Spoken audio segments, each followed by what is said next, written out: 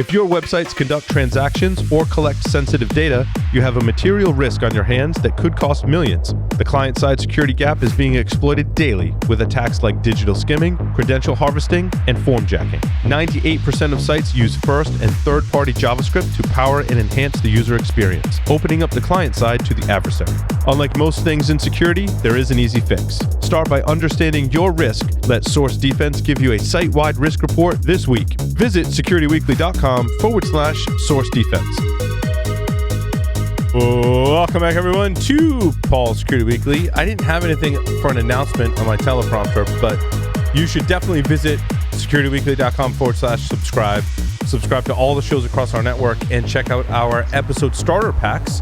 Those are Spotify playlists that I have hand-selected episodes from the past to be in certain Spotify playlists. So make sure you go check those out. securityweekly.com/subscribe. Artisanal.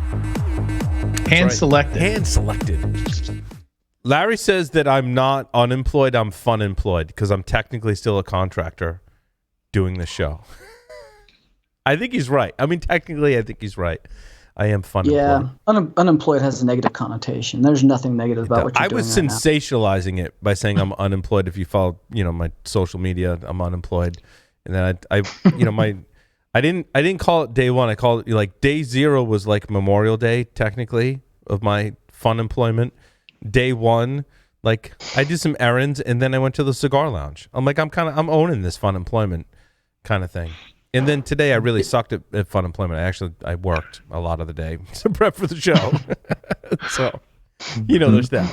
But in a couple of weeks, I'll give you insights as to where I'm going next, what I'm doing next.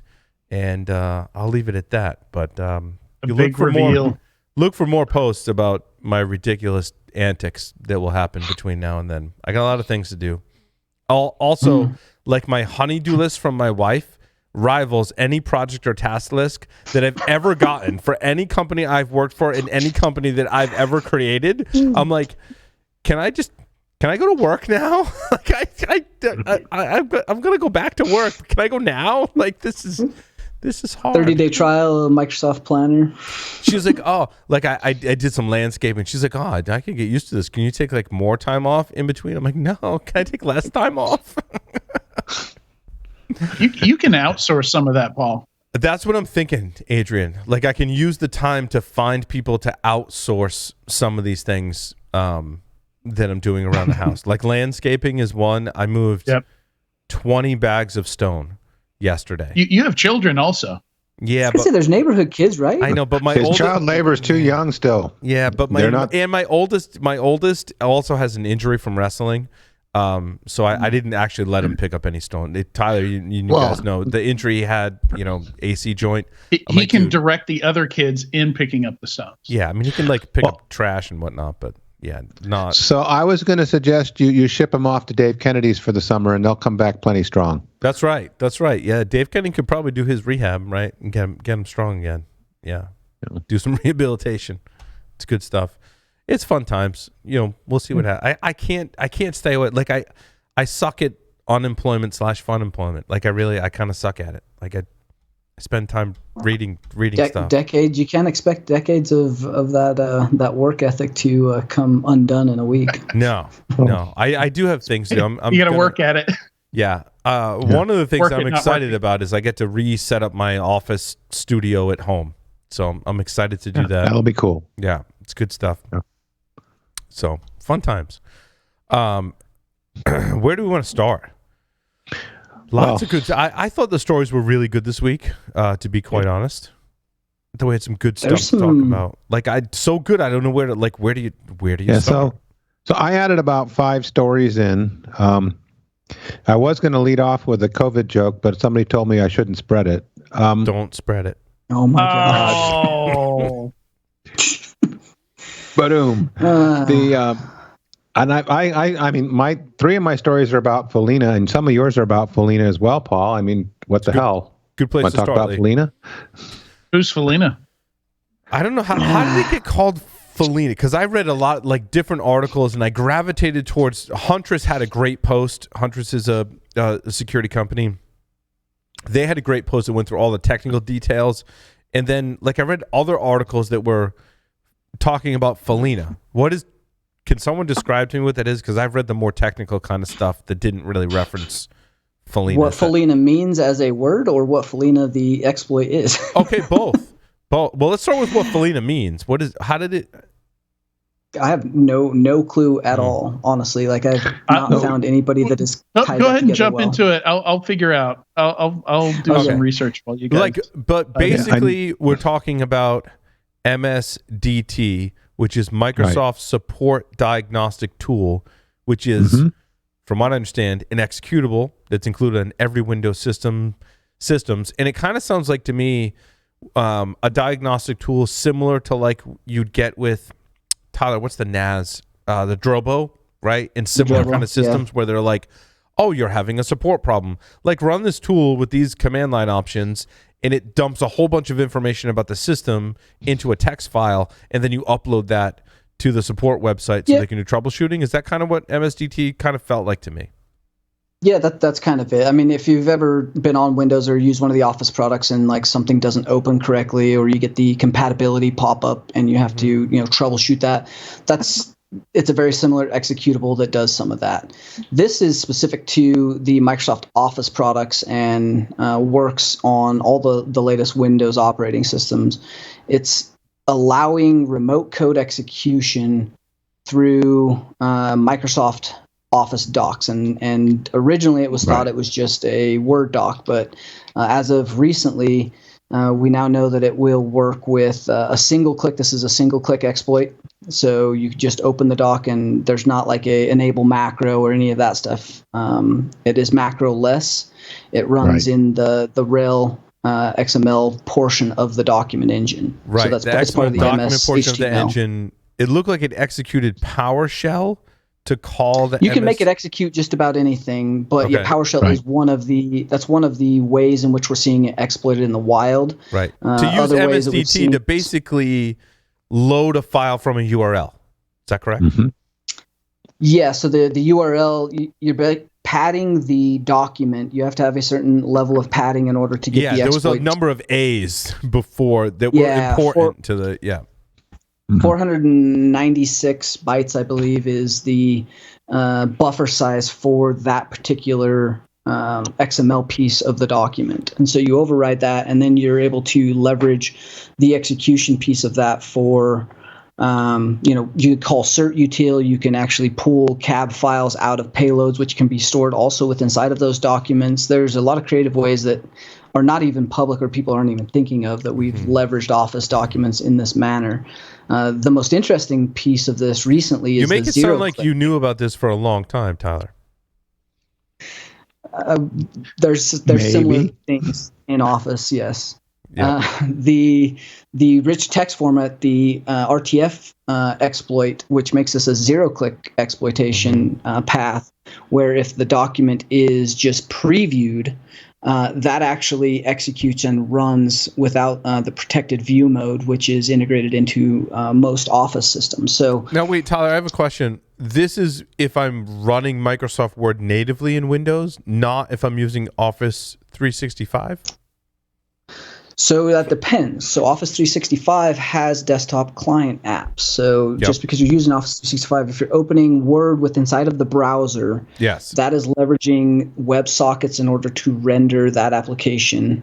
And so I do not believe that this would actually work for that because of the way it's calling the exe. So you need to run open Office, or Word in this case is the most popular one that I've seen use this attack. You need to run that code natively in your operating system, not use Word essentially in a browser. Right. Yep, and they've been able to identify this works with a lot of the macros were only DOC, right? So DOCX, the latest format, works with that. I believe it works with PowerPoint PPTX, and then RTF, which is the real text format. And we haven't seen a real text format for a while. The interesting thing about that is a lot of the protections don't work in the same way. And so we're seeing attackers leverage this in the wild in interesting ways, like loading it in an ISO or a RAR file that then gets extracted and does some regex to pull a binary out that then gets executed by something like certutil or PowerShell. And so all of these are. So wait, they're using the MSDT vector to load an ISO file, which is then kind of a stager to load other stuff. So the ISO allows the operating system to not mark the file with the mark of the web. That is one of the. That's a common malware tactic that we've used for a long time. It avoids that protected view or the protected document protections. And so it bypasses some of those. So when you talk about having to use this for initial access, you have multiple things you have to consider. You've got the download, where the download's coming from, if that is being filtered, whether the file format when it's delivered is getting marked from the web, then the execution of the document that then has to execute the payload. Where's the payload coming from? Is that integrated in the doc? Is that pulling it from the web? Wait, so you've got if I multiple wrote stages of this. If I wrote a group policy or script to execute on everyone's workstations that just destroyed MSDT.exe, I could pretty much kill this, right?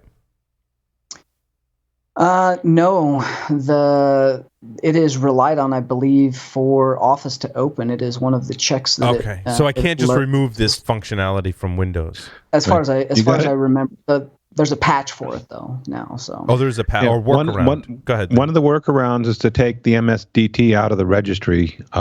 Yes, but it's got the caveat you're going to be putting it back later. Right. Yep. Or a lot of malware, we would include that signed Microsoft binary that it is looking for inside of the actual payload, or have it referenced and drop that exe, which is going to be a trusted exe on the system. So we could actually load that with inside of shellcode or a blob of data, base64, and then drop it back. Yeah. That's a common tactic. So I thought I ran across somewhere that there was a variant of this where, like, if it discovered it was on the Mac, it would run a bash shell instead of PowerShell. Am I remembering that wrong? No, I do believe I seen that in. It was one of the malware kits was testing it. I think I seen it in a VirusTotal bin that I was walking to try and find some things. I don't think that was on any of the sites that we listed, though. That may have been on one of the advisories. Yeah, I just remember seeing it go by. I also remember seeing at one point somebody went into VirusTotal and what about 50% of the AV engines could detect this thing. I'm sure that number is not 50% anymore. No, and what they're detecting on is still very interesting. A lot of what they're detecting on is the buffer space or the .. / as far as like the ANSI engine is grabbing on specific key characters. And so if you're not leveraging, what's out there in the wild or how they're detecting it, you can get a little more creative, and this is still going to work. The interesting piece is this was discovered out of nowhere. And so how long has this been out there, and kind of like who's been leveraging this as far as what we're trying to track back? Because it is a little bit more novel than you're used to seeing. So by default, Microsoft Defender's attack surface reduction rules would have caught this.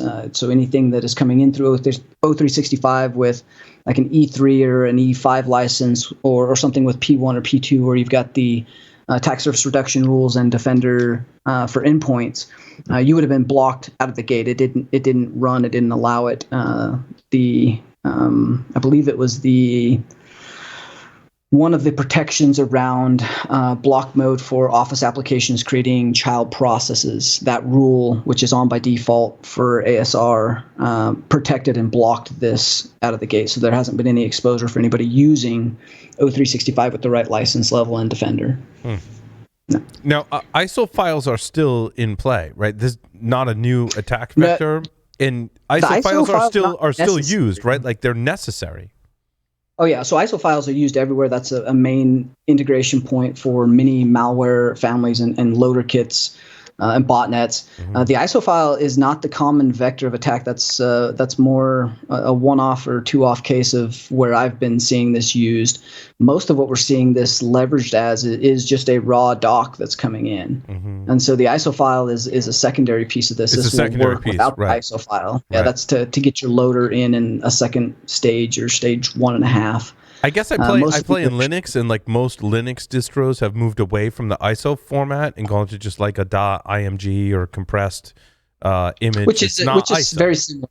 It's very similar. Very similar though. Yeah, so RAR works the same way. Image works the same way. You avoid some of the mark of the web with some of those, depending on the operating system and what you're doing. Because ISO files are basically emulating a CD-ROM drive, which we've largely gotten away from, right? But we still have ISO files floating around.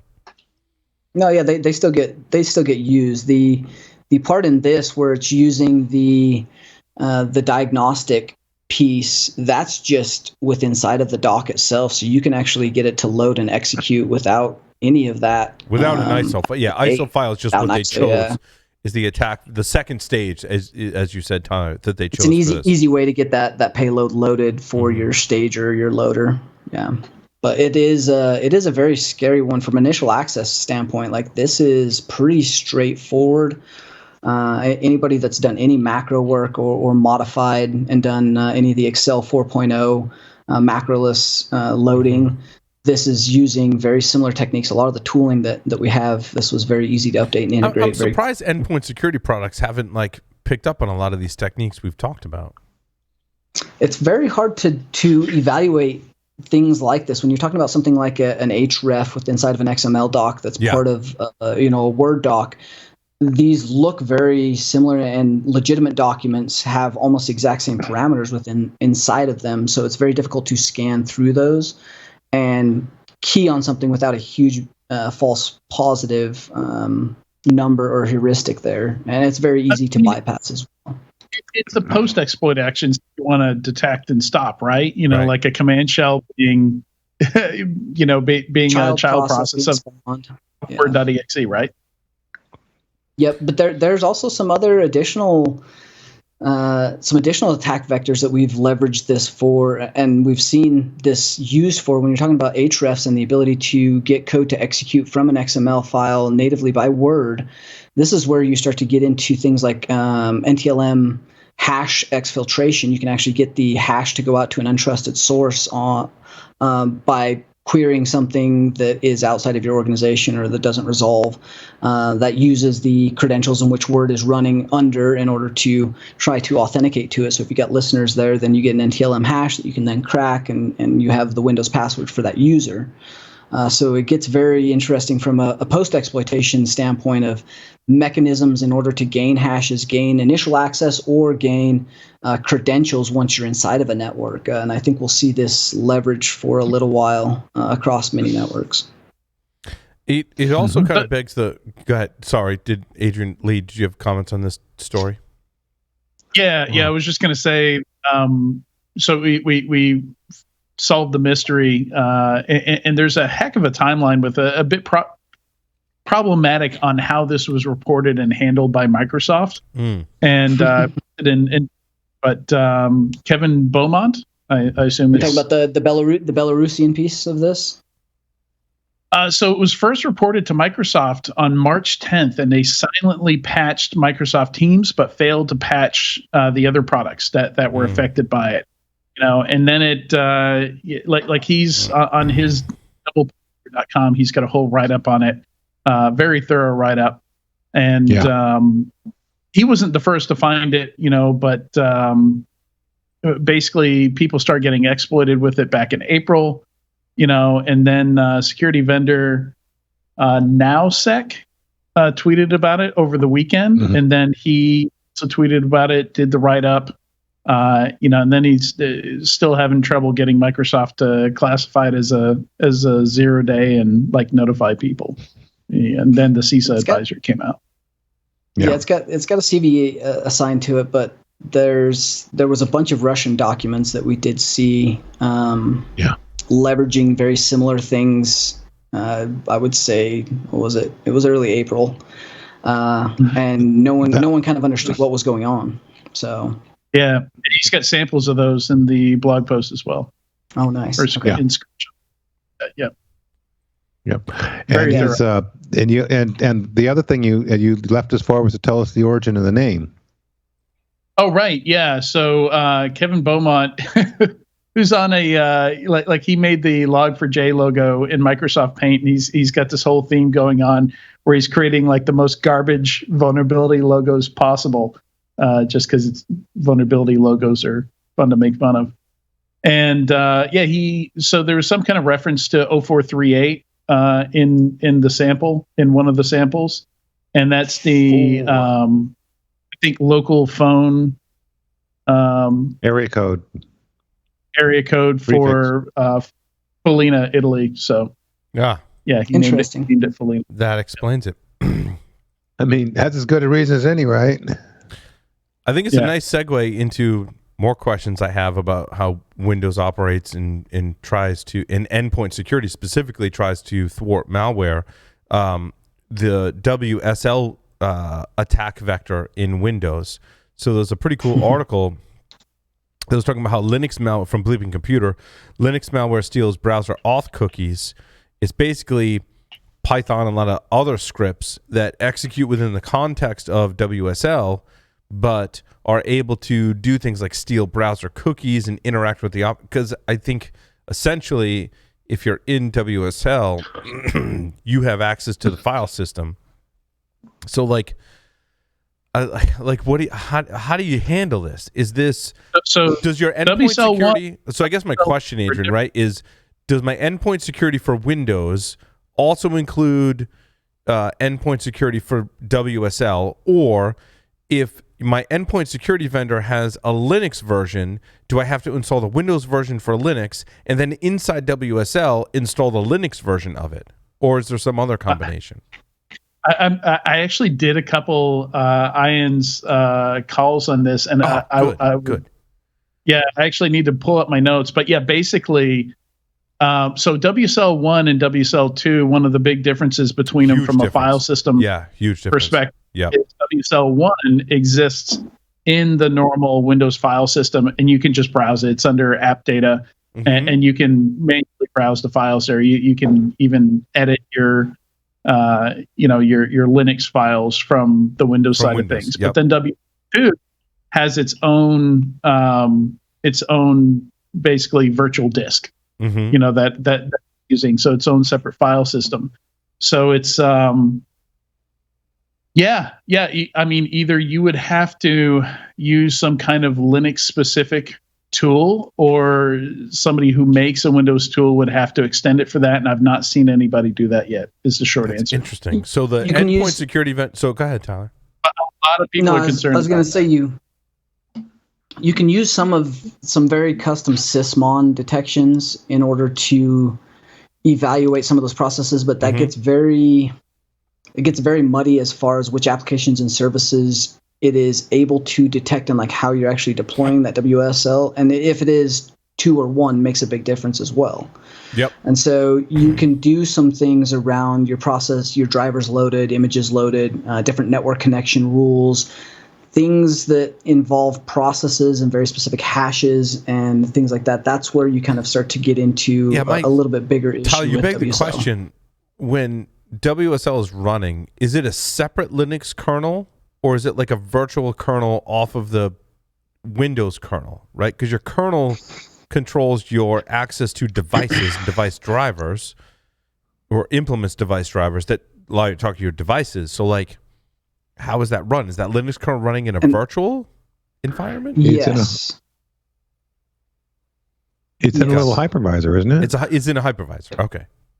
Yeah. So just like VMware, it's virtualized devices. Be careful with the term I use. I might have overstated it. It's the category. Not necessarily a hypervisor, but it doesn't interact directly with the hardware. It uses similar IPC calls and interacts with it's kind of like a driver level patch into process user land that allows those hooks and IPCs to interact with the hardware. Because that was one of the big problems with WSL1 was you don't get a raw network socket. So like doing things like low level packet nmaps. You can't do that in the same way. Now that some of that has changed with WSL2, but the way in which that interacts is it's very different, unique because it's using syscalls. Yeah, I want to say the 1 and 2, the big difference was you could get some of that lower level access to device drivers because it was an actual Linux kernel that was running. Right. Yes. Yeah, with 2, that may be the case. I think with 1, it's basically like a translation layer between the Linux syscall and the Windows syscall, so there's no hypervisor involved. It's basically making API calls, right? That's translated. We should get someone from Microsoft to talk about this because it's super interesting how this works. Now, my next question is like, if you're going to go after as an attacker WSL, let's just say version 2 on someone's system, either 1 or 2 really, I have to get that user to execute something in WSL that is malicious. So like there needs to be... Or you could just... You can actually run WSL commands straight from the WSL executable without going into the WSL environment. So there's like a userland binary that can execute things within that context. WSL exe, that you can use just like you would PHP or a Python interpreter or something like that. Mm-hmm. It basically gives you bash on Windows. So, and even at the CMD or PowerShell, you can call your bash. You just call bash, and then it drops you into that bash command environment. And so you're able to chain those together very easily. In fact, you can actually load, even if it's not installed, you can load WSL as a feature request through PowerShell to then execute a WSL payload with inside of that. So evasion from endpoint security seems pretty strong in this context of this conversation, no? Does not really exist. Like, think about that. If you're executing something like C2, or you're executing a binary in which the OS doesn't have knowledge or visibility into, other than it's coming out of the child process of your WSL and making a request, that's very difficult to get that logging and visibility in. Your visibility is limited to like you'll see WSL exe running. You'll see that running. Correct. But you won't get a process list of the Linux processes running. So you'd almost have to treat WSL inside of Windows like you treat somebody running a VM on a Windows host. Interesting. And I guess my question is valid, Adrian. It sounds like you've gotten this question from enterprises too. Like, how do I secure WSL in this environment, in this context? Did 2 calls in this, and my recommendations. One recommendation was, with WSL, you can go with different flavors of Linux. So one of my recommendations is, if you're developers, if you have people asking for this, build your own hardened version that you give them to use that already has hooks, into, monitoring and things like that, hardening, things like that, the stuff that's potentially dangerous. And then the other side of it is just like we were talking about before. If you see command interpreter running as a child of Word.exe, you should be equally suspicious if you see WSL running as a child of some Office app or your browser or something. Right. In fact, you should have that locked down and configured via GPO and through maybe an Intune policy or your MDM. As part of your Active Directory push for maybe an SCCM configuration or policy to not allow those feature requests and installations. Yeah, but Tyler, that's a great point. Answer the question from what percentage of your users need access to WSL? Like, most of your Windows users are probably Windows users, right? Like, there's probably a subsection of your users that you need to worry about this problem. Unless you're a dev shop, it's going to be dev shop or IT people, and even those, you should have visibility and a knowledge from an asset and inventory control standpoint of, hey, this GPO is not going to allow you to install this. Your feature request has to actually get approval through your local admin, SCCM push, whatever policy you're enforcing there, and there has to be an exclusion made for the people that are using WSL. That should be its own GPO policy and monitoring of those devices, as well as a security strategy around how you're going to gain visibility, harden them, patch them later. All of those things have to come into play as part of your holistic solution for that. Right. So just to clarify, WSL2 does run in a Hyper-V container. Gotcha.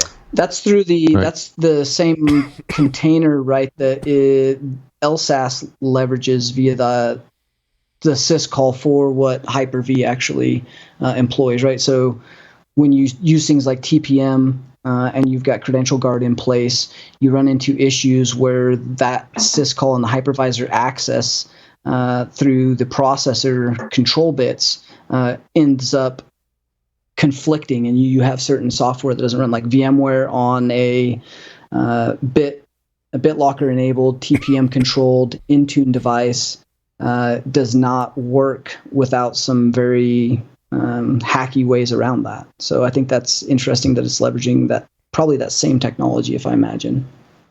Mm-hmm. So a couple of things you do when somebody starts WSL. I don't think this happens if you run a command, if you run it like an interpreter, but if you start an interactive session, it goes through bash RC just like anything else. So you could put some kind of monitoring piece in there, especially if you're providing that WSL distribution to your employees. You know, you can hook that and basically run something every time they start an interactive shell. And then I think also it does, outside the interactive shell, Adrian. I think you're spot on, but I think it does do it even on the interpreter call. Oh, really? Okay. Yeah, I hadn't tested that. And if you want to see if somebody's using WSL2, the file extension, you'd be looking for VHDX files under user profile app data local packages.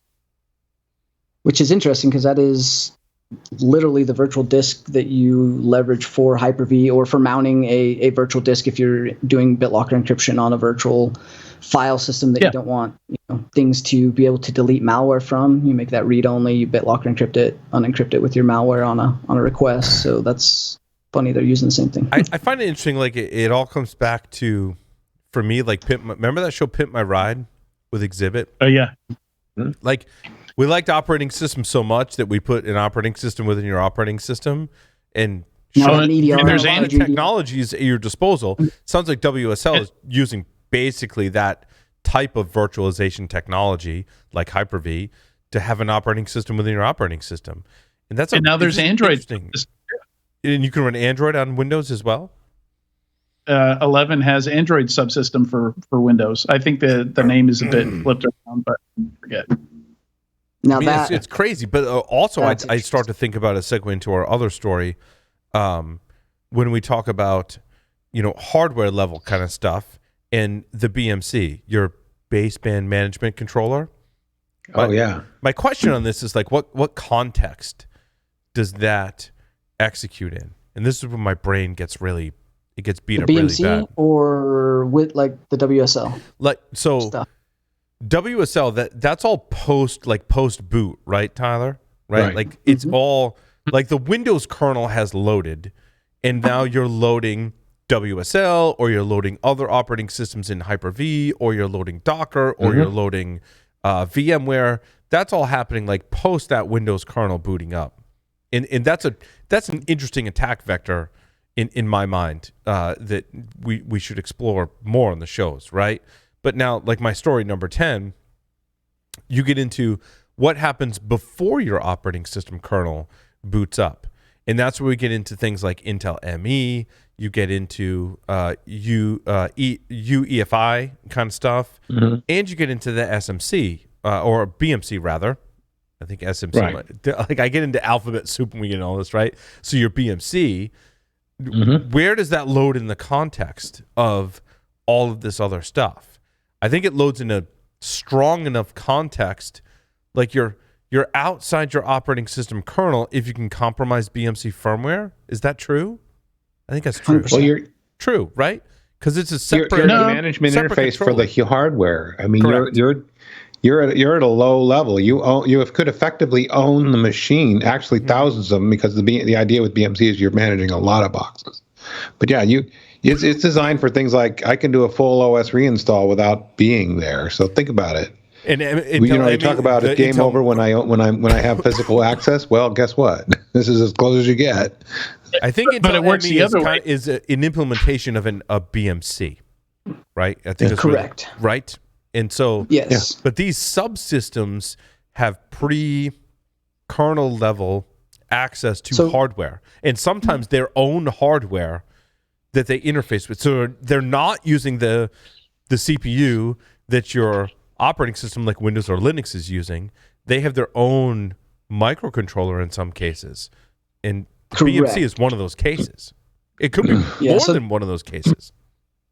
So there's two parts to that. So you're thinking about the two pieces of this where the BMC has its own processor. It's got its own memory, flash storage. It's able to interact with the PCIe, the UART, AHB bridge, which is the advanced high performance bridge, I believe, and then the LPC, which is all part of BMC. It has access to all the hardware on your computer pre-kernel. Yes.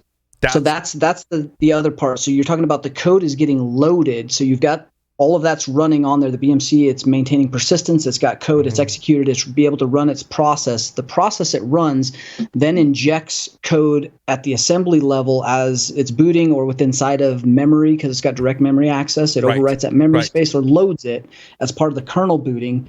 And so it can shim that memory and execute code. Once that code's running, it's running at the kernel. So basically a kernel, like a ring 0 kernel level rootkit, that is the level at the code in which the code is running, which may connect back. But it's almost like ring minus. It's almost like ring -1 at that point, because kernel. Well, is it though, or side by side? Are they both ring 0? Because I thought like it when the OS is running, it's accessing the hardware directly, but that doesn't mean that other computers in the system can't also access the hardware directly.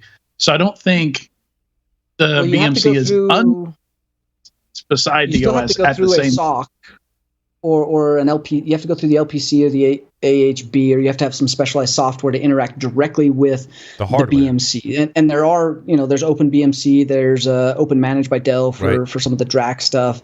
But in order to interact, right? Yeah. How do you upgrade the first? Do that from the host OS, right? Correct. Yeah, so that's to load the code on there to maintain your persistence for storage and the persistence and execution. But if you're trying to actually do like C2 or load something malicious or bypass authentication on an OS, then you're talking about loading into that ring 0, and Windows kernel has to be able to access that memory or that code and has to be able to utilize that in the form that it's expecting for the operating system in which you're utilizing it. So two separate projects, two separate probably binaries or toolings for things like if you're going to load a wipe or you're going to inject ransomware, you're going to inject a persistence or C2 method into the OS. All those things can be loaded from the BMC, and the BMC can maintain its persistence and have that execution availability for later. But those are two separate code. But before code the kernel loads, right? Like, if I'm going to load a new operating system on the hard drive, I need to do that before the kernel loads for the current operating system, which means I need direct access to that hardware, right? Not necessarily maybe the firmware running on my hard drive, which is different. That's even before that state. It's kind of in between the UEFI system that loads and the kernel loading is where BMC lives. It's kind of the way Well, BMC lives totally separate, honestly. BMC lives totally separate. Yeah. It's basically like dual booting. It's like having two operating systems that can access hardware, right? Yes, you're correct, Adrian. Well, it's got its own also its own hardline chip pinouts that allow it to interact with things over something like UART or SPI. Those are direct hardware soldered That's crazy. aspects that go that from means I can access the data on that software. drive. But that means I can access the data on that drive before the operating system loads. Isn't it SPI like how that guy grabbed the TPM password off the bus by just like clipping onto the board itself? Correct. And that's the integrity piece that you're talking about when the BMC is allowing the OS to load when it's doing something like secure boot. It is leveraging the data on the TPM, the certification of the integrity of that initial boot stage loader coming from the SOC and the LPC over the BCM going to the processor in order to start execution and initialization of the OS. And so all of that is happening pre-boot just to get the init started. So it has physical access to those TPMs over a secure protocol and has integrity checks, with those certs and that data. So there's a lot going on there also, way prior to the way I think of that, because there's like an alphabet soup, right? But like if you ever build a computer and it starts up and like lights light up on the motherboard and you go to the manual and you're like, oh, that light means something's wrong with memory. Yep. Like you kind of look at that as like all hardware, but there's actual software that in your guys' examples, right? are like there's software that's communicated with the RAM and gone. The RAM has basically firmware in it that knows how to talk through UEFI to go, I'm not compatible with your motherboard. Like all of that communication is happening to basically like light up a little LED that goes, I'm not compatible with all of your hardware. But that's all done in like software as the computer is booting up. I had that happen to me. I put RAM inside of a computer I was building and I had that LED light up and I'm like, what is going on? And like I figured it out. But then as I research more, I'm like, that's all software that's communicating, like specific drivers that are written for things like UEFI that allow that communication to happen, like low-level hardware checking.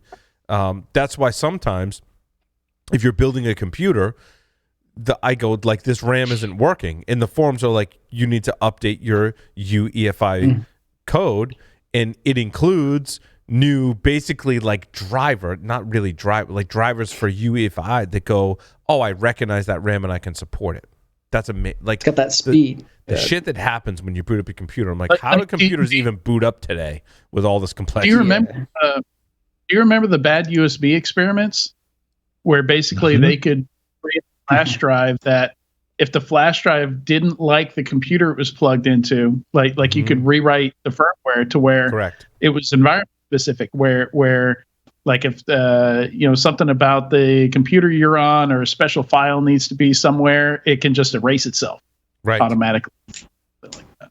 Nice. Which is how some of the new wiper malware is handling that. Like these boot kits and some of the ransomware, or not even ransomware, I would say botnets are leveraging those wiper low-level drivers and boot kits in order to get the execution they need in order to do mass wipes across a big environment, which is super scary when you think about data centers. That's what this article points to. Actually, John Lucchese from Eclipsium is quoted in this article, who's been on the show before. And my greatest fear is what you described, Tyler, right? Like an attacker gets into, in this case, a BMC type firmware, you can just wipe out the systems. Like now we're talking about complete destruction of the system at a low level. Like you're screwed at that point. I used to interview Derek Menke, who's the head of Fortinet's FortiGuard Labs. Yeah, and that was one of the trends they were following, were like firmware level wipers and stuff like that. Like they had some samples and were looking at some stuff that suggested that ransomware could move in that direction. It's scary. So this is actually it's called the pants down threat. And there was a researcher in 2019 that dubbed it this and said there's a specific flaw in BMC firmware that can allow an attacker this level of control, essentially. Most vendors fixed it. However, it was Quanta, which is where Eclipsium comes in, that says Quanta didn't fix it. And they proved in the labs, like, they didn't fix this vulnerability. That's why my comment, like, when everyone else patches stuff, like, you probably should too. And so they found, Eclipsium found this one vendor, like, that hadn't patched this flaw, and it was, like, hacking like it was 2019, essentially. Yeah. Well, wasn't it more than one vendor? Quanta respond something version along the fact of, we'll contact customers one by one to deal with this? Privately, yeah. Yeah, good. But then you got to talk to your customers about doing these firmware updates, which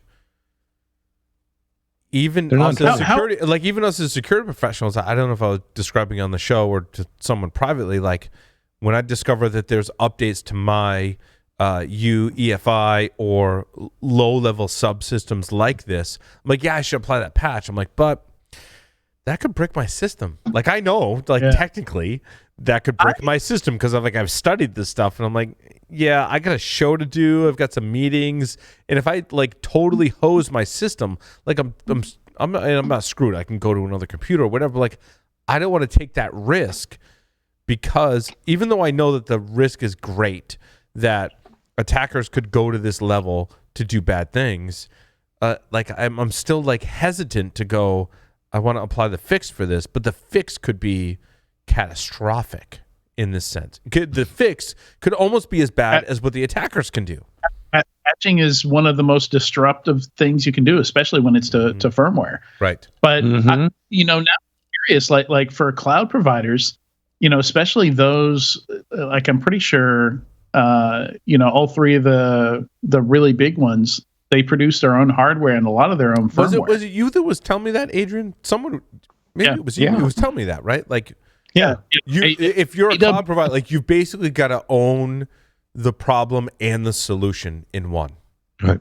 Yeah. No, you cannot rely on outside vendors for the main hardware that you run in those cloud environments. Yeah. So they don't.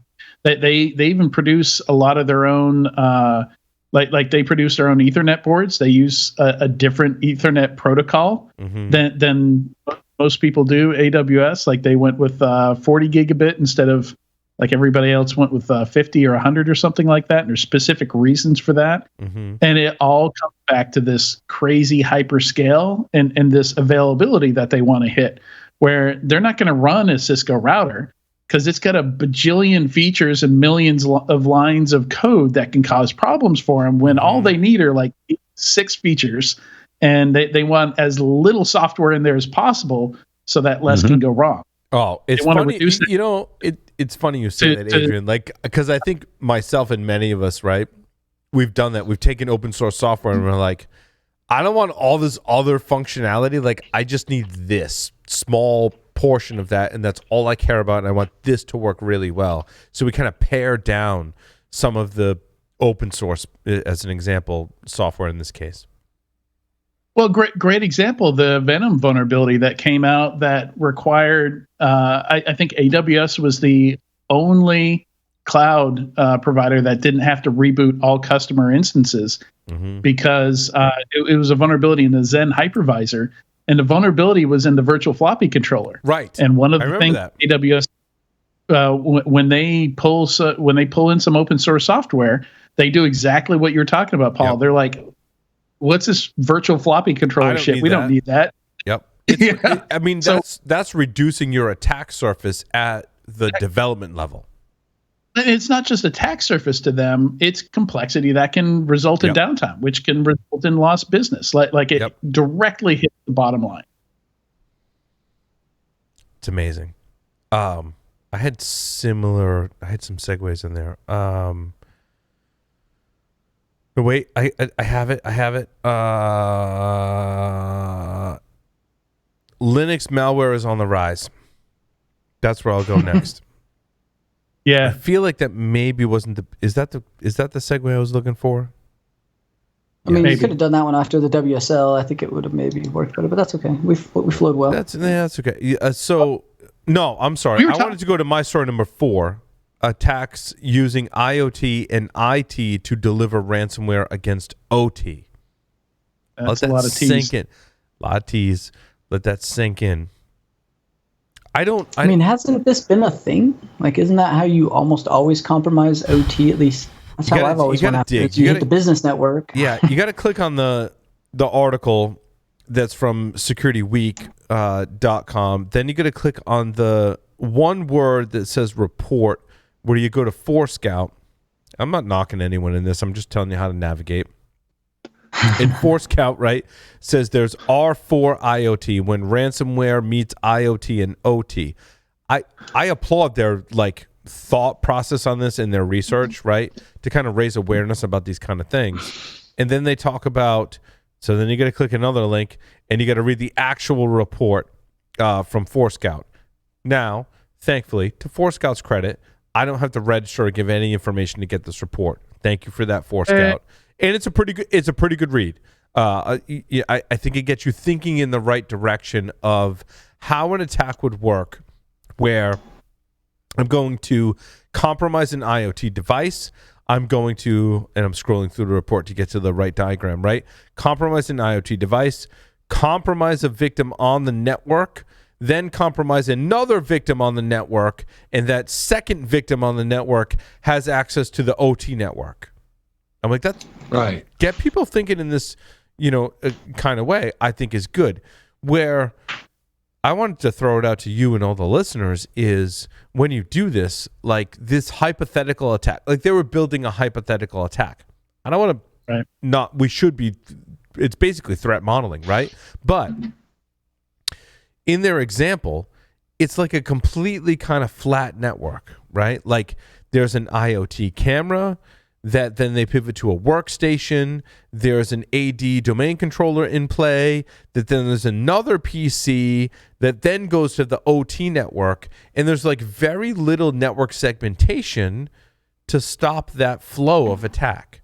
Like how many, I'm sure they're out there, right? But I would like to think, again, this eternal optimist in Paul, like I know this exists, but like, is it less frequent than we like to think? Like is this a really kind of open kind of environment? I don't know. Like I feel like you'd be hard pressed in like the power sector to find this flow of attack actually work. I'm not saying it's impossible, but depends on the vendor. It really depends on the OT vertical, right? Like I would say water, this definitely an aspect. Power, some power smaller probably power plants not. and stuff. Yes. I feel like power probably not. It really depends on what you're trying to get to. If you're trying to get to like historians or directly to a PLC, like there's business networks that have integrations for billing. A lot of those are one-way traffic, or they're pushing data to historians that are then dual honed and getting it. If they're doing the Purdue levels, but if it's done properly, right, Tyler, historians should collect data, not be able to access the data. Again, that direction. That's always the problem, though. There's always a business use case that they end up leveraging. Like somebody puts a double firewall rule in and or puts the network cables backwards, and now you've got it on two different networks. Like we've seen it 100 times in many of the power sectors. But that is so. Tyler, hold on. Probably for our audience, I want to a historian. It sounds like there's a person that has a lot of knowledge about things that have happened in the past. It's not what we're talking about. Historian is specific software in an OT environment that is essentially collecting telemetry from devices that are connected to physical things that in the ICS environment are monitoring those physical things, but collecting data about that. So we can analyze, like, I've opened and closed this valve 10,000 times. Like, what is its reporting as its general state of health, and do I need to go replace that kind of stuff, correct? Yeah. The historian is doing monitoring, but it's also doing things like analytics. And this is where it gets really gray, and people don't often think about this. In most cases, yes, it is set up right. It's doing a pull, or the data is being pushed to it, and then stretching my knowledge from it. Because I worked for Digital Bond for a while. Dale's an awesome person, and I worked for Dale for a while. Wonderware, which was a great vendor and very invested in security, is a historian software, correct? That's a real-time operating system that has a bunch of product suites. Yes. There's a historian included. One's a historian. As part of that package. Runs on Windows. Like their historian runs on Windows. Correct. It would be this PC, correct? Correct, and that's typically, like that's an older Windows one, but you're talking about pulls and pushes, right, where historian data can be used for the business. The business has to bill on, price per kilowatt or price per generation. Those are getting sold out and auctioned off at real time to other providers or other commodities. Then you have people that are acquiring and bidding on, blocks of power. They actually have ingress into the network to view the data that is being pushed from the PLCs or the direct hardware to the historian, where that data is being pulled from business analytics, where the business network makes those connections, hopefully in the right way. And there's, lots of segmentation, but then you've got people coming in to access those, to do bids on those in real time. So there's a lot of interaction with that data. If it's done right, then the Purdue levels work, and in controlled and regulated environments, that's proper. If you work for Wonderware and you're listening to the show or use Wonder, like they were great with, like they paid attention to security. And we were talking 10, 15 years ago, like they paid attention to security. Like they're not, they still do. Yeah. So it's good. Well, I was thinking, as Tyler's talking about the architecture and security, I can't think of how many organizations will actually go out and get a true one-way link. They try and implement it in other hardware and software, but I mean a one-way link where only receive is connected one way and only transmit is connected the other way. Sorry, Lee, I don't mean to step on you, but you, what was the company? Waterfall Security. Data Diode. The Data Diode, yes. Data Diode, same thing. It really is. But not a lot of places do that. Not something that's fully connected. There's limited. Not all the connectors are connected on the network. Right. There's like a physical. It's kind of like, it's almost like your USB I don't know if it's a good analogy or bad, but it's kind of like your USB connection. That's like when I plug my USB device in, it doesn't receive any data. It only receives power, right? Right. So the data diode is like a physical way to say data can only flow from this direction and not the other way. It is physically built in with an Ethernet cable. Correct. And just like leave out some of the wires. But again, most places don't do that because this is a business function, and there are utilities and things that need to be done. There's maintenance needs and access that needs to be given. So you end up with things like firewalls, which is an entirely different issue. You have a firewall separating and segmenting these, and those are where those vulnerabilities come into play.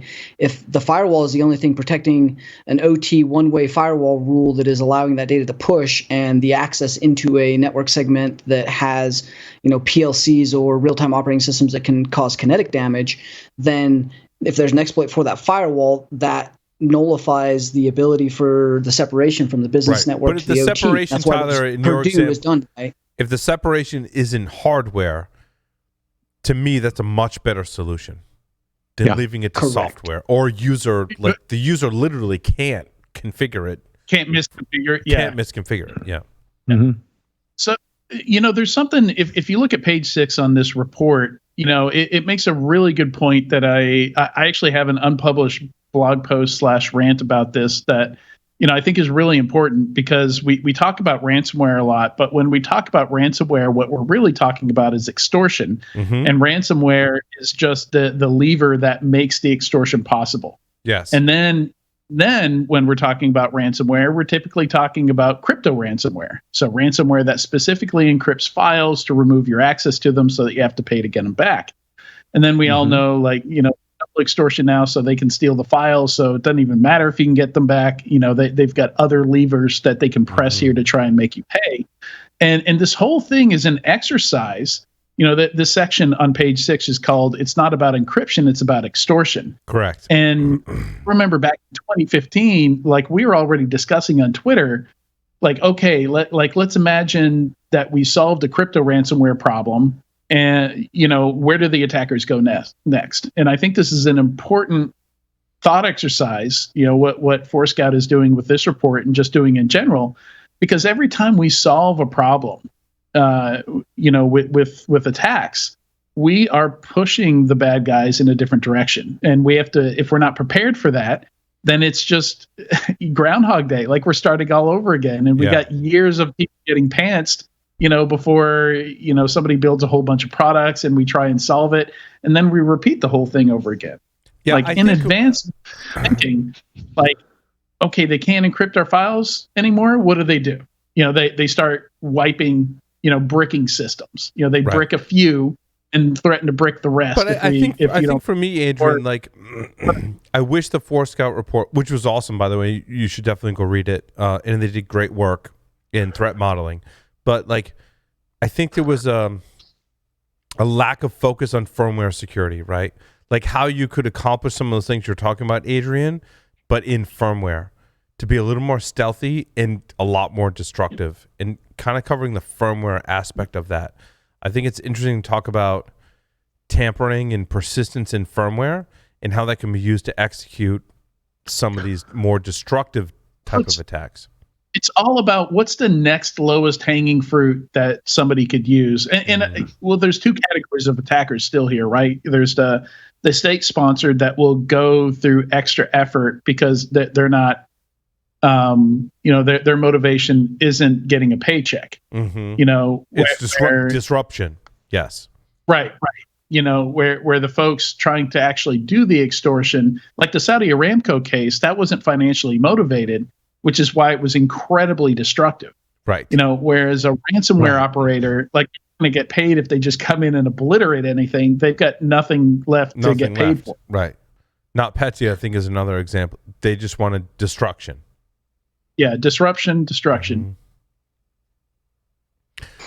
Well, I mean, that's already a thing with like Killnet, right? Like there was botnet activity that was masquerading as ransomware that didn't have decryption keys, that was wiping devices during the first part of the war. So between that and firmware research by Conti and other ransomware groups and the Killnet stuff that's been released, like that's already within inside of their toolkit. They've just not leveraged it to the extent of some of the crypto side of this. But I think it's a good segue into my story number 5 that states a couple of things. Linux malware is on the rise, is their first statement.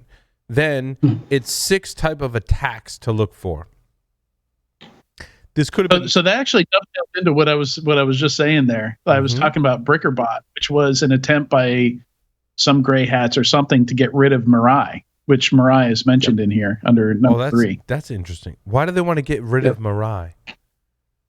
The Mirai botnets. So the idea was, like, for a while, Mirai was a huge botnet of IoT devices with ridiculously simple, like there's a list of 47 passwords. Like the initial Mirai code, which I read a portion of it, was basically focused on default or easily guessable credentials to get into IoT devices to build a botnet. So somebody basically modified Mirai to, instead of spreading the botnet, to just destroy the devices, basically saying, hey, if you can't secure your stuff to the point to where it's created, get off my lawn. Get off my lawn. We're just going to wipe them all out. And so BrickerBot attempted to just automatically spread and wipe out all those IoT devices. That. Yeah. Mm-hmm. But I think I take issue. There's a lot of FUD in this article. Because I think their evidence to support that there's a rise in Linux malware, to me, is really weak. And it doesn't take into account increases or decreases in the Linux hosts, right?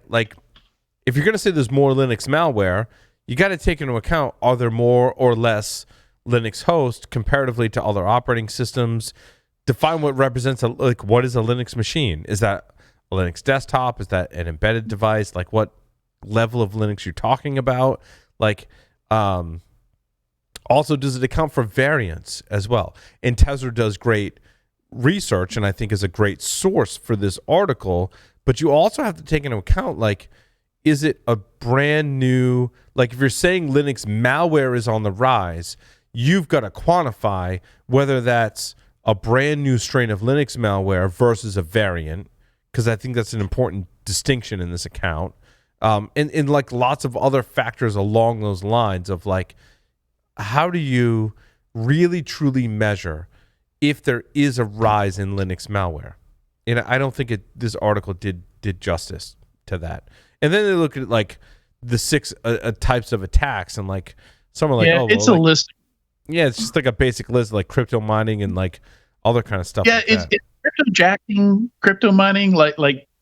Would you even lump that in with malware?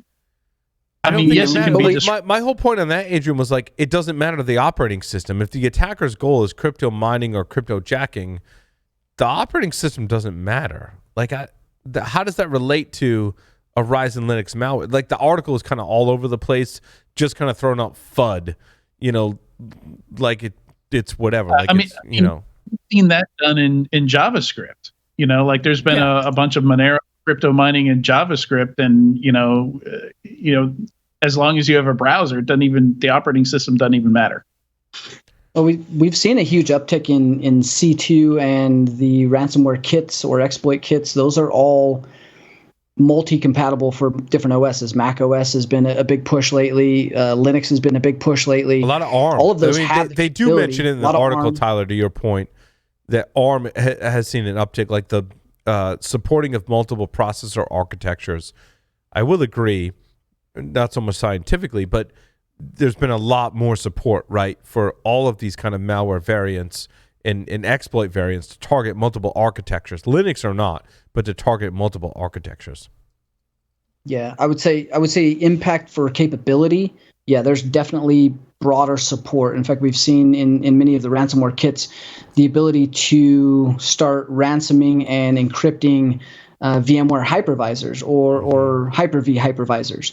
You start to do that, your impact is much broader, and you're not relying on some of the same security bypasses you have to do and mass worm spreading. If you can hit a hypervisor, you encrypt everything on it. That's a lot of critical aspects, a lot of critical business systems.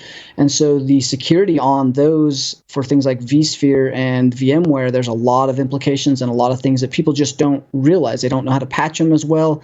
They don't secure them as well. There's a lot of ways into the hypervisor that provides a huge impact for a much lower level lift from the attacker side. And so they've put those into those toolkits and are now leveraging those as part of their ransom or extortion cases. It's just a different vector, which does have to be Linux compatible in these cases. Go ahead. This is kind of irritating. Like number 6 says, Linux malware could target WSL, but they don't offer any proof of that actually happening in the wild. They just talk about, proofs of concepts.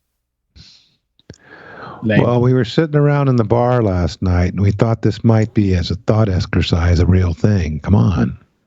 Yeah, that's kind of the crux of the article. I mean, I don't disagree with the premise. I think Linux is increasingly more of a target, but I think it's also like kind of the Linux desktop thing that I mentioned at the top of the show. Like, oh, this is the year of the Linux desktop. This is the year of Linux malware.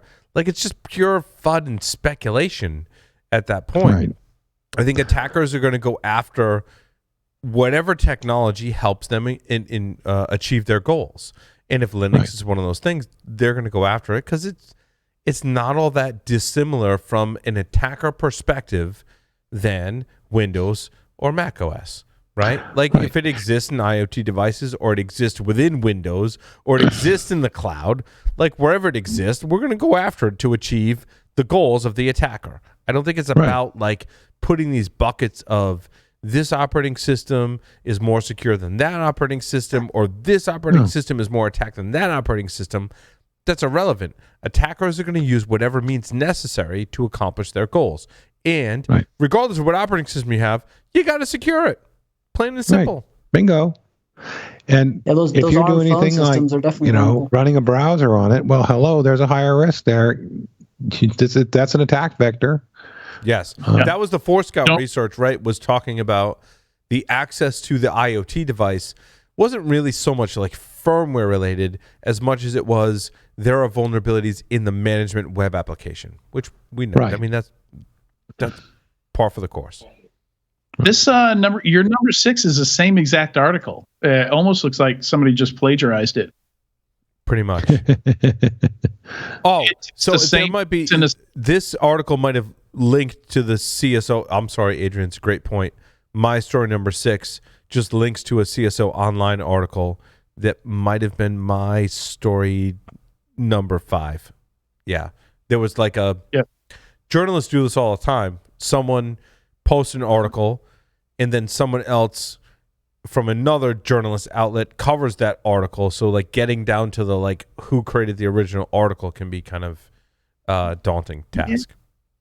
I mean, yeah. When does that become plagiarism? Because it's like it's there's thing. They're just recycling content at that point. There's nothing new. A reaction article is one thing, but like this is just almost copy and paste. Anyway. Well, it's recycling, therefore it's green, therefore it's good. Yeah, pretty much. That's what it comes down to. And you know what? Sometimes you're just trying to give a heads up to a really cool thing over here to your readers, and it's legit. I mean, I'm not faulting the way this was done. I do think there's some separation between Linux security and IoT device kind of firmware security. I think there's differences there. There's nuances that require a different approach. Which is a great segue into the FTC just came down with fines for someone. Where is that article? Oh, it's number 9 on yours. Yeah. Twitter paying the $1 million fine. Yeah. I thought that was a Linux related one to the FTC has come down on no, it was my Consumer Reports. Where's that? Oh, okay. Oh, Consumer Reports, my story number 2. Consumer Reports launches an IoT cybersecurity nutrition label. Oh boy. I've seen a lot of this kind of thing in the past. Just, Larry and I wrote the book on WRT54G routers, and we published in 2007, right? And since then, there's been a lot of talk of like, how do you get IoT device manufacturers to produce a more secure device? You need to financially incentivize them to do so. A couple of ways to do that. Allow the consumer to spend money on the more secure devices, right? Or impose fines, which is where you get to my Twitter article, right? Where the FTC is imposing fines on, in two cases, IoT device manufacturers that are producing insecure devices. Let's fine them. Or make it the consumer choose the more secure devices, so there's a financial hit if your XYZ IoT device manufacturer want to produce an insecure device. That means consumers aren't going to choose your device. But then there's also we're going to go after Netgear or Twitter or Facebook with fines because they're doing privacy and or security things completely wrong, right? So that's the kind of high level. So Consumer Reports is interesting. I think their analogy to a nutrition label is really interesting, right? Because you gotta, before you get to that point, you have to make it important for the consumer to want to read that nutrition label. Now, those of us that have been to, I'm going to pick on Whole Foods and like Trader Joe's, right? I've seen the people, and I don't want to knock the people, but they're very conscious about their health, as they should be. And before they purchase a food product, they want to read the nutrition label. I'm all for this, by the way, right? And you may see people in the supermarket and like, they're standing in front of the section in the supermarket where you're like, I just want to go buy that product. I'm not interested in reading the label. Like, I know I want that product, but they're standing there and they've got the box of cereal or whatever it is, and they're reading the label for all whatever reasons they're reading the label, which is fine. And they're making their purchasing decision based on that label. When it comes to food, like that's an interesting scenario to kind of relate to, an analogy, if you will, to security. And I don't want to discount that in any way, because I totally buy into like, we said fat was bad and diet stuff was good, but diet stuff just added sugar to everything. There's actually a documentary film, a couple of there's a whole fat-free craze where like you see that was a huge thing when I was growing up, dude. Stickers on like a bag of gummy bears or something like that. When I was growing up, dude, like butter was like the worst thing. It had to be margarine or something else. But like margarine had like all this crap in it. When I was like later in life, I'm like, margarine's like super bad. Like I use beef tallow when I cook because like I'm not using a whole lot of it. Like it's all about portion control, like whatever. Like we could have a whole podcast about diet foods and sugar and fat, but to like base it on a nutrition label, you got to get people excited about reading a nutrition label that isn't nutrition, that's a security label, and make their person like, I'm not going to buy this Netgear or D-Link router. I'm going to buy this Netgear router because it has a better nutrition label. Like, you got to get people caring about that. And right now, I still think we're in a case where people only care about one thing, and that's price. Yeah. That's price. Like, when you go into Trader Joe's or Whole Foods, the people that are super conscious about what they eat, not knocking them for it, they're not looking at price. They're like, I'll pay more for something that's healthier for me. I agree with that, actually, wholeheartedly. But how do you translate that to like, I'm going to the store to buy a router because my router died and I don't have internet access? They're going to base that on price, not nutrition or security. Right. And I think there's even another piece to it, and that is just like with food, there's a best by date or use by date. When you get that nutrition label, it represents the product at that particular state. They could still produce a bogus firmware update or do something else to drop the new security nutrition. I agree with you. That nutrition or security is a point in time. Right. Yeah. Yeah, it's the tough part. Yep. I could produce a almost perfectly secure device, but I have no intention on updating that. Someone finds a new vulnerability. The security of that device is really all about the ability for that device to be updated to the latest security patch level. if you take this to its logical conclusion, think about it. Like the food you buy and you bring home, most of that food, unless you discard the original packaging, like maybe some people will pour jelly beans into like a clear jar or something like that. Most of the time, the nutrition label stays with the food, so you can continue to make choices even after you get home and buy the products and bring it home. But after we take technology out of the box, like that, if this is a literal label on the box, it's gone.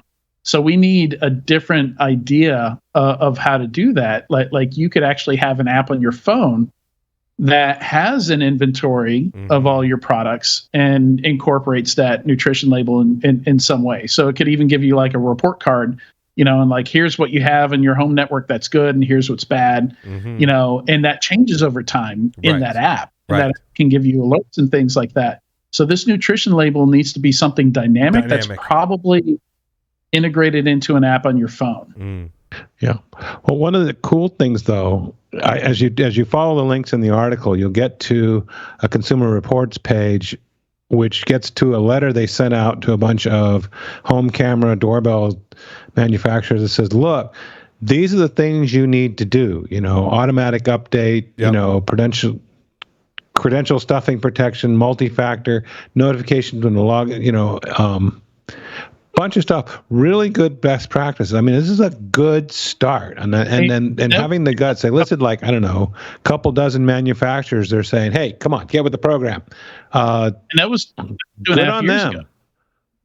This is, they requested, what's funny though, like Ring has been really good historically.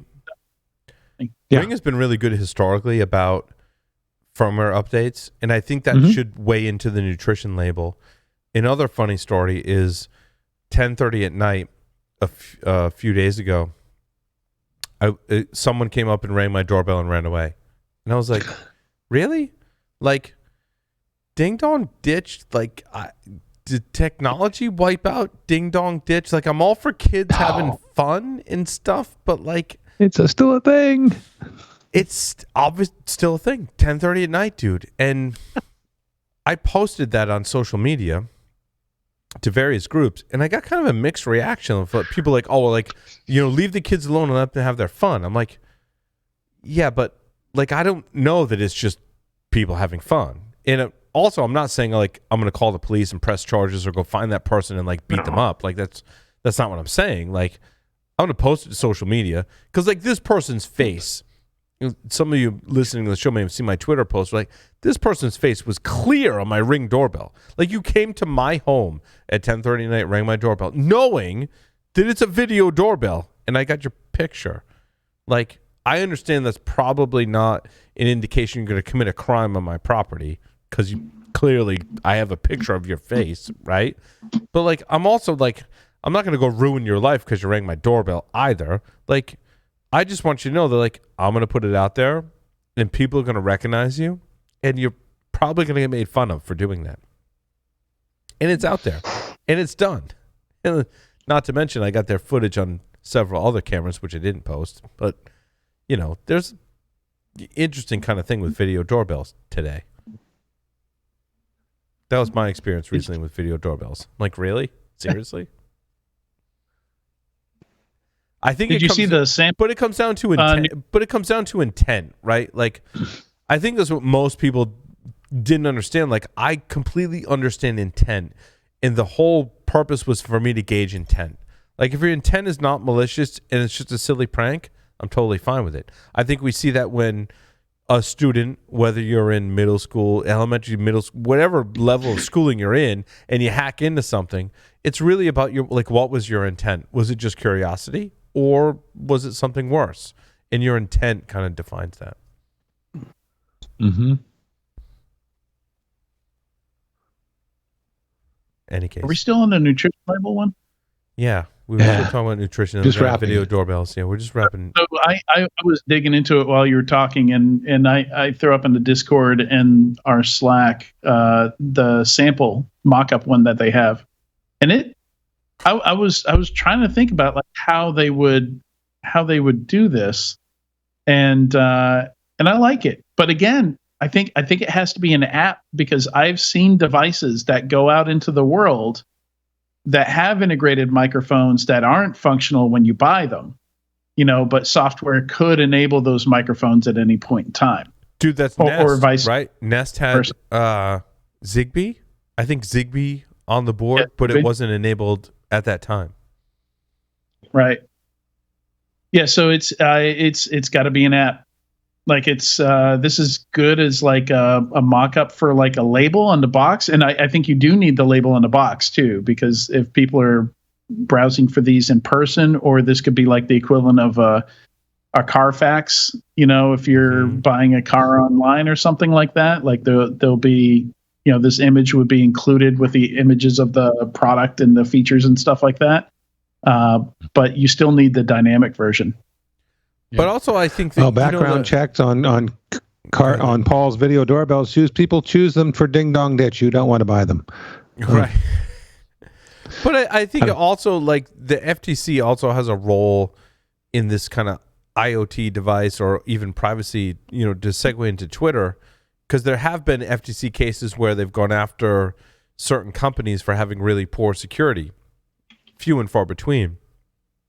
My story number 9 is kind of interesting.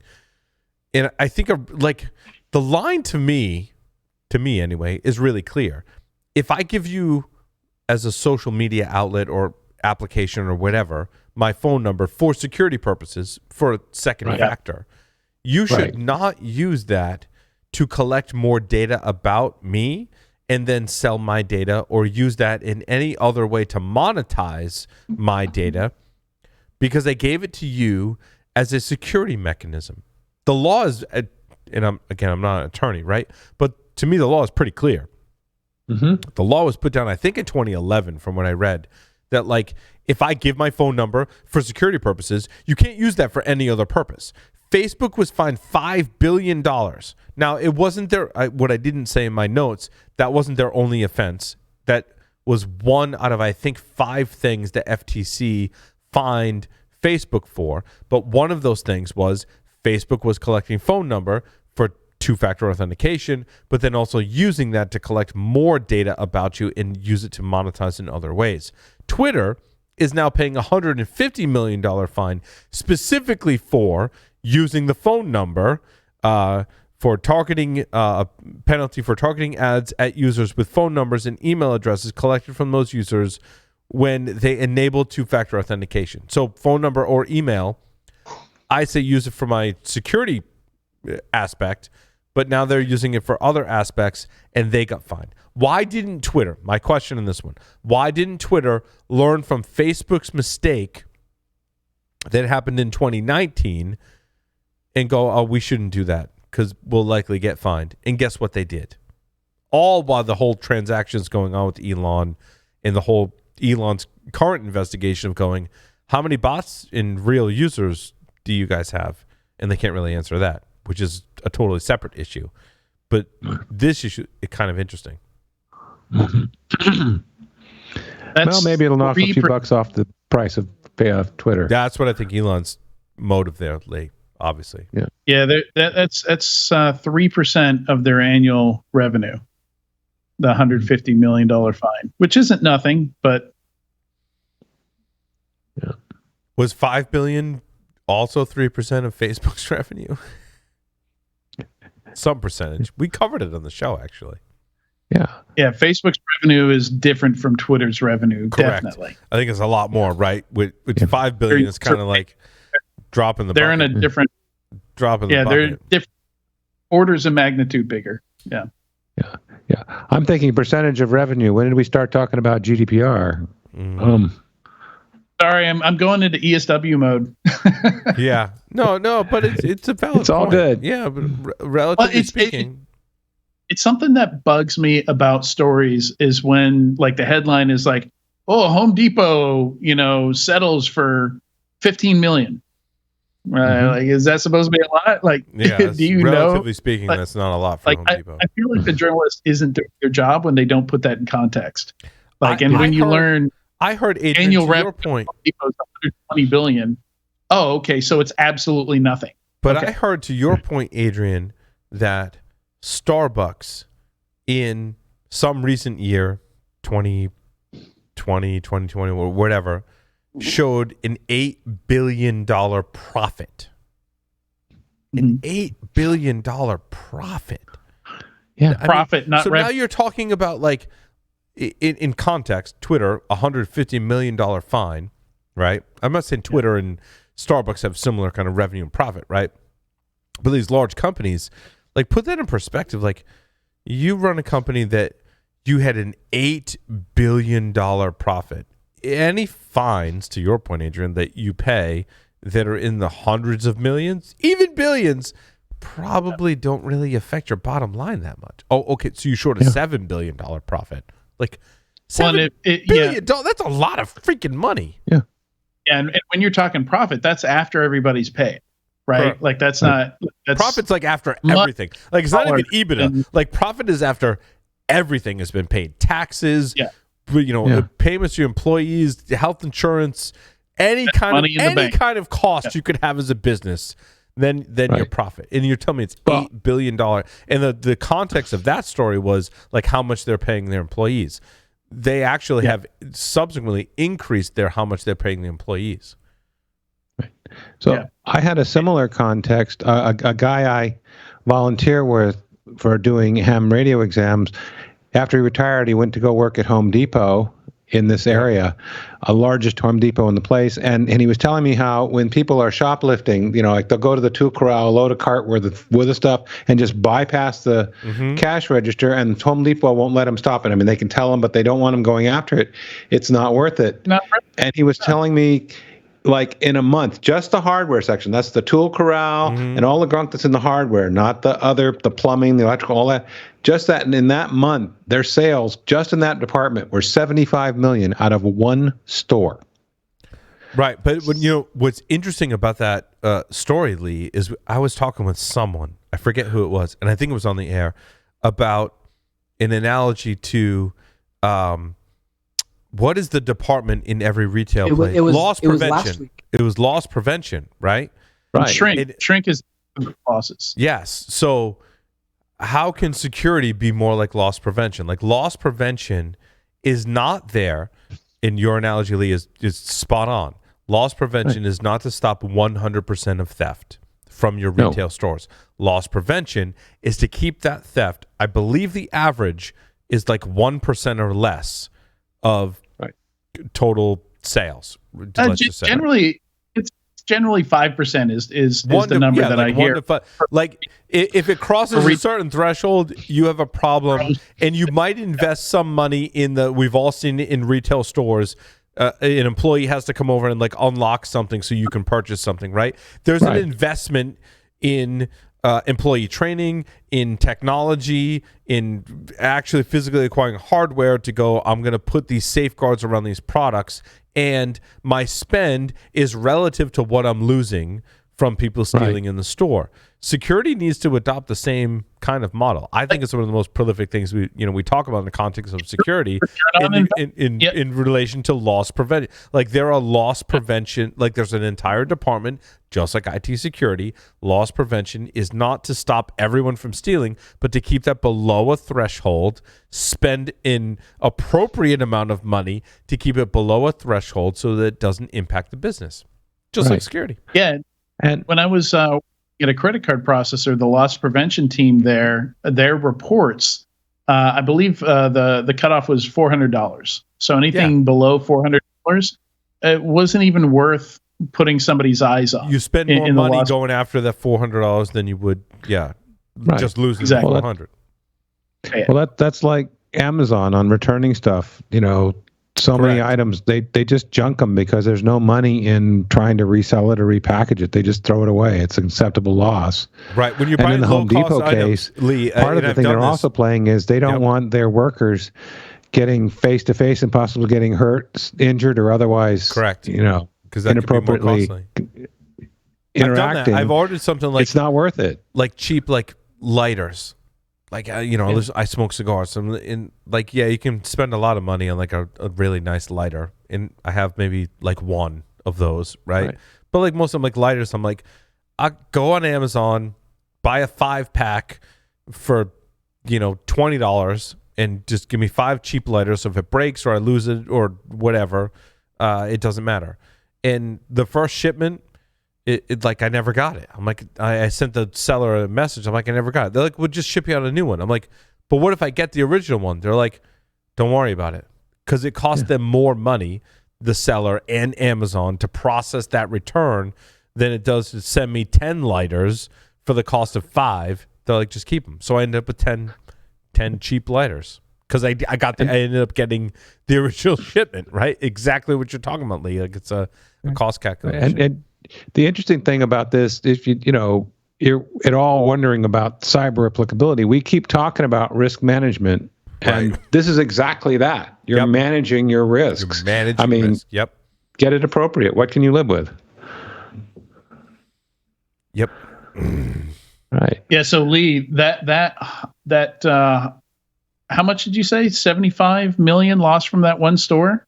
No. That was the sales in just hardware in 1 month. The loss was a much smaller number, but it was crazy. I mean, we're talking about a few $1,000s in tools or whatever walking out the door compared to in that same interval, they're selling $75 million out of the same department in the store. Right. So they're just writing off the loss, because the loss would be more like if employees had to go tackle someone to prevent them from stealing something, the person they're tackling or the employee could file a lawsuit, and that could end up in a lot more money, basically, right? Personal injury, which is a whole fucking shit show. But so that one store, Lee, just doing the numbers here, is 0.5% of Home Depot's annual revenue. Right. Yeah. And like the numbers at Home Depot are crazy, amazing. I mean, who'd have thought that they just own that market? Crazy. Big company. Speaking of economics, I think my story number 15, the UK government doesn't really pay bug bounties. I find that really like interesting when we talk about the exploit market and risk. Does ours? I mean, I know we've done programs, but I didn't know if we did like any actual payouts. Yeah, like it's a great distinction. Do we do actual payouts between like programs that recognize researchers and so what's interesting is I was listening to Darknet Diaries. I think it was their Jack's most recent episode. Chronicles a hacker from the UK that was basically doing some blackmailing and got in some trouble. And what was interesting was when he was on, so he posted bail from what he was initially being prosecuted for, and spent like 2 to 4 years roughly finding flaws in all kinds of systems, GCHQ included. In GCHQ, it was CyberChef. He found a flaw in CyberChef, like not a flaw in GCHQ's network, but in their CyberChef open source project, and had started like ringing up letters from the head of GCHQ, from CISOs from major Fortune 500 companies about like, hey, we thank this person for disclosing this vulnerability, took whatever money. If there was a payout, he was like, I don't want any money. If they were insistent, he was like, okay, I'll take the money and I'm going to go donate that to a charity or whatever. Tons of people do that, yeah. Right? Use that in court when he finally got to his sentencing hearing. It's a great story. Jack did a great job telling this person's story, as he always does. Did a great job of going, this is the evidence. So the sentence initially was 12 years. And he got it all the way down to 4 years because he had done basically all this pro bono work to go, like, I'm a good citizen. I want to pay retribution for all the damages that I've caused. Ended up serving 4 years, which in the UK, you serve 2 years in prison and then the 2 years in community service.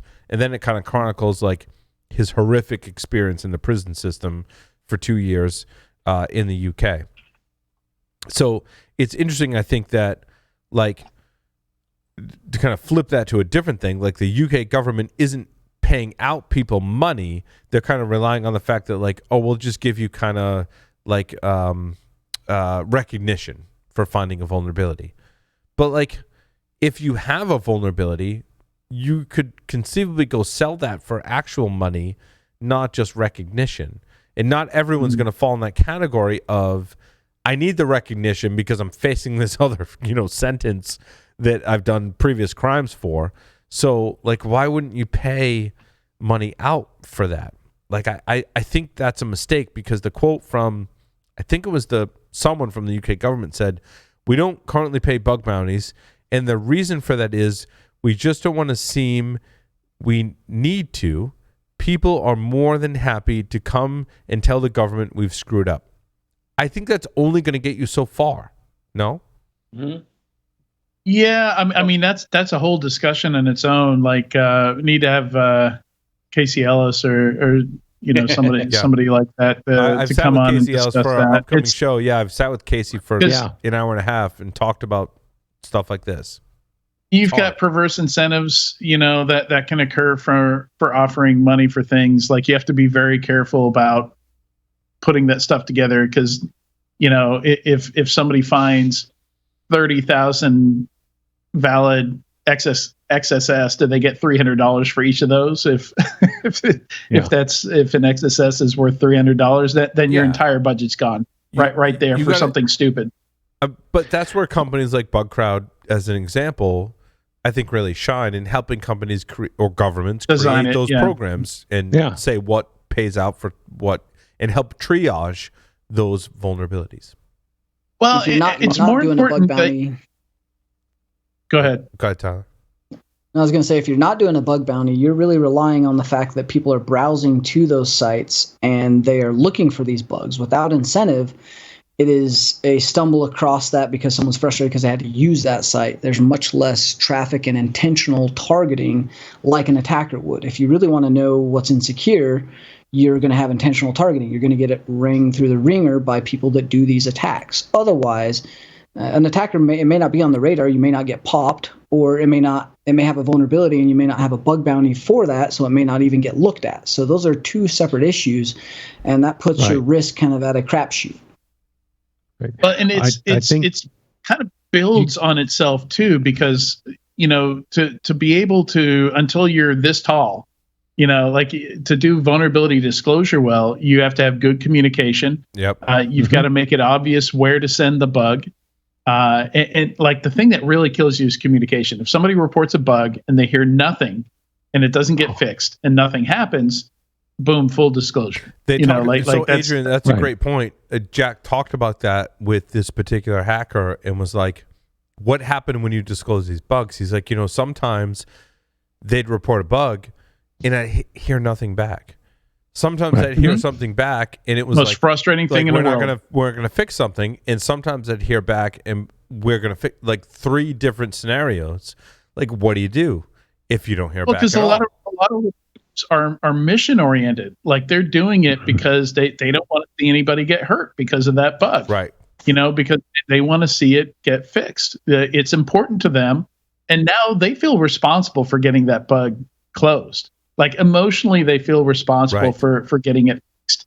And they get increasingly angry and stressed out and frustrated that it's not getting fixed. So they look for other avenues to get it done, and throwing it to the, letting the Register post an article on it, gets it real quick. I would say that's a much more mature bug hunter. If you talk about a young bug hunter that doesn't have a reputation, who's trying to make a name for themselves to stand out and get some clout behind them as well, you've got an entirely different risk profile, and I think that's going to get released very quickly. And the disclosure happens very differently, and so your response, your program, your availability of information, all those things play into the timeline of which that bug may become a criticality that affects business operations. And to really answer your question, Paul, like, if you start offering money for this stuff, whoever's receiving those bug reports, are they prepared to triage 3,000 bug reports in one day? Right. And the team that's fixing all those, like, are they prepared? Like, when is that stuff going to get fixed? Like, what's the timeline on that? Do you really want to open that floodgate? Right. There needs to be a process, but also I think a company like BugCrowd can help you with that process. Right. Prepare you for that. One of the cool things is that it was a couple years ago, DHS put out a vulnerability disclosure requirement for all U.S. government websites, and including in there was a framework about what's expected in terms of response, acknowledgement, disclosure if you have an unresponsive vendor. In other words, let's say you found an application that DHS is running, but it's actually sitting on top of Oracle's, and if some period Oracle doesn't fix it, they can disclose it anyway. It's different from a Doug Bounty, but it puts out a framework, and they want that on every government website in the footer, so you can find that. Yeah. So there's somebody's casually researching, they're good to go. But like Tyler says, if you don't throw out the bug bounty program, like you mentioned on Discord, Adrian, the hack the Pentagon, the hack the hack the Army. You need those to really bring the folks in to really exercise your system. Well, and that's why I say the vulnerability disclosure program is the first thing you need, because that's the mechanism of how you actually receive the bug reports and process them. Yeah. Then like that mechanism has to be there. You have to have some idea of, okay, this is the amount of bugs we can handle, and here's the amount of time we can turn them over. And you have to know what those values are before you open those floodgates.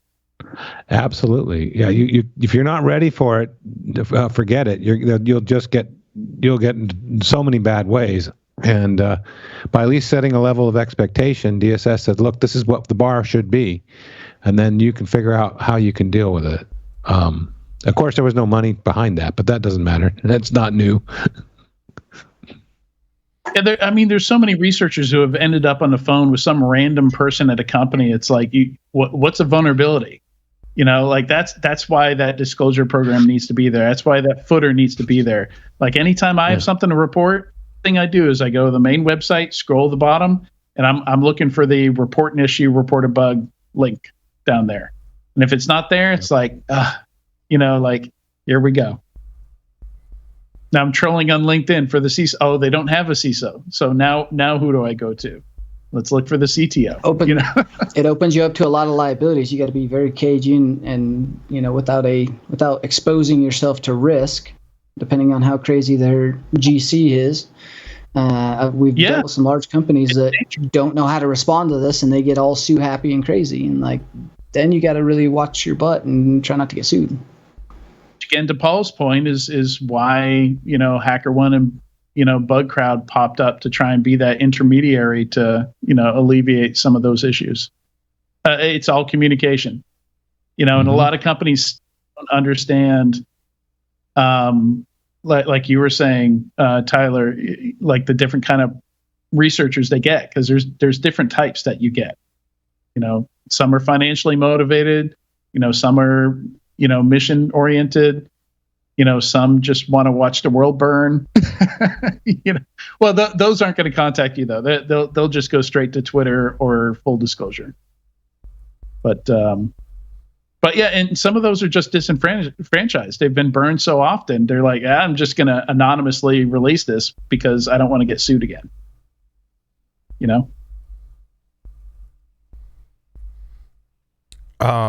There was one more story. Oh, Adrian, you sent this one to me, actually. The ransomware that forces you to be a better person. Where's that one? My story number 14. Okay. My comment was, to pay, air quotes, the ransom, you'll have to, 1, donate new clothes to the homeless, record the action, post it to social media. Step 2, take 5 less fortunate children to Domino's, Pizza Hut, or KFC for a treat. Take pictures and videos. Not Taco Bell. Nope. Not Taco Bell. Domino's, Pizza Hut, or KFC. Post that to social media. 3, provide financial assistance to anyone who needs urgent medical attention but cannot afford it at a nearby hospital. Record audio and share it with the operators. I'm very disappointed they didn't call this Robin Hood. I am too, Tyler. I'm also curious, are there other eating options? Like, what if I find someone who's hungry? People out there need help. I'm not going to dispute that, right? But why put guardrails around where you have to, Domino's, Pizza Hut, or KFC is some really horrible health choices. Like those, like I think that. What if I want to take them to sushi? Like, what if I want to find someone and be like, I'm gonna take you to some sushi or like a salad or something. Like, I don't want to poke fun at it. Like because they're shorting the stocks of all the other companies, and they've bought stocks in those ones, and they're hoping that this goes viral. Like Domino's and Pizza Hut, or pizza, which is cheap pizza, but like really horrible for you. Like KFC is like, if you look at it, and I've actually looked at some of the stuff, right? Like KFC is like the most horrible fast food for you that you can buy. Like what is there negotiable options to like, what if I get them like a sandwich? Like, it doesn't matter how you feed people. Like, we've all seen homeless people. I'm like, if someone needs a meal, like what we have on hand or whatever, like go give them food. Like, food is food. Like, why limit it to? I don't get it. I think this is insight into who is writing this. I think this gives you insight into both their age, and potentially where they're coming from. Because sure, I don't know about Domino's, but I do know that KFC and Pizza Hut are pretty common overseas. So I'm wondering if this combination of these three stores helps you kind of get an idea of geographically, where these folks are coming from. I mean, but McDonald's is a very much international company too. Also not a healthy option, right? Most American fast food is most big American fast food. If you're going to put this out there on ransomware, like, why not just be like, you need to show proof that you're feeding someone who's homeless. Like, that's fine. Like, there are people. What is it? Mr. Beast. One of the most. I think they have the most subscribers on YouTube. If I'm correct, if I'm wrong, right? He does, but he does great charity work. Like, he distributed like, I don't know, 10,000 turkeys at Thanksgiving time. Like, he has a whole charitable organization that like does shit like, I'm going to distribute 10,000 turkeys to the homeless. I'm like, that's great. Like, maybe not homeless, but like, people who maybe can't afford to have like a nice Thanksgiving dinner. Like, he does that. Like, so why limit it? I also question, like, I don't know, the whole motives behind it is really interesting. Well, who are the victims of this ransomware, first of all? Yeah. Like are they going to be at Children's Hospital and then tell you to go tell that Children's Hospital? They're like, yeah, we'll just stroll down the hall, take some pictures, and be right. It's really weird. Like, to commit, basically, you're committing a crime to compel people to do good things for other people, but with like really specific guardrails around that. Like, I don't know where I fall. It's really like an ethical conundrum in this case. And they provide the photo frame that you need to use when you post your Facebook, Instagram, and WhatsApp stories. Like, this is so bizarre. Specific. It's bizarre. Oh. I'm not opposed to, like, I can't argue with I'm not opposed to like the goodwill aspect of it, right? I think we all agree, like, the goodwill aspect no one would dispute. But like the fact that it's not even like, I mean, it is kind of like Robin Hood, but it's not, right? Like, the whole storyline around it is just, it's bizarre, dude. Bizarre. Yeah, why ransomware? Like, okay, so maybe if you ransomed evil ass corpse that did nefarious things and have better business practices that should be shut down, then okay, like, I get why go after them. But if you're just ransoming random people and making them pay, that's kind of going against everything I know. But you know what they should do? They should ransom ransomware crews. Yeah. Yes. give that money, the money they're making as a ransomware crew, you donate to charity. Yeah. It could be as simple as that. One version of this that works. It's just the most bizarre ransomware. I agree, Adrian, with your assessment. Like, it's one of the most bizarre ransomware stories ever. I don't think the intentions are bad. Like, I'm all for helping, people, but like, it's just weird, man. Like, weird.